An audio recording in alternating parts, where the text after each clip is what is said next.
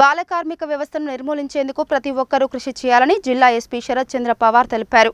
నిరాధారణకు గురైన తప్పిపోయిన పిల్లలు ఉన్నా, వెట్టి చాకిరికి గురవుతున్న పిల్లలు ఉన్నా 1098 గాని డయల్ 100కి గాని వారికి సమాచారం ఇవ్వాలని కోరారు.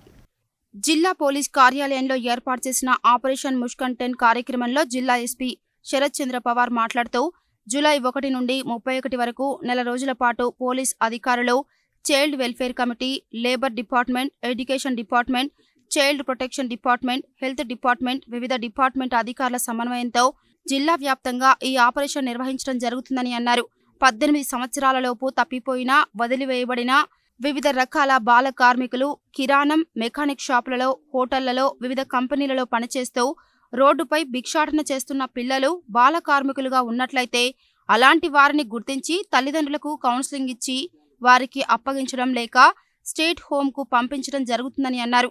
ఎవరైనా బాలల స్వేచ్ఛకు, వికాసానికి భంగం కలిగించినా, వెట్టి చాకిరీ చేయించినా అలాంటి వారిపై చర్యలు తీసుకోవడం జరుగుతుందని ఎస్పీ హెచ్చరించారు. పరిశ్రమలు, బ్రిక్స్ తయారీ, hotels, lodge, mineral water supply, దుకాణాలు, దాబాలు ఇలా ఎక్కడైనా పిల్లలు వెట్టి చాకిరీకి గురైతే సంబంధిత యాజమాన్యాలపై కేసులు నమోదు తప్పదని హెచ్చరించారు.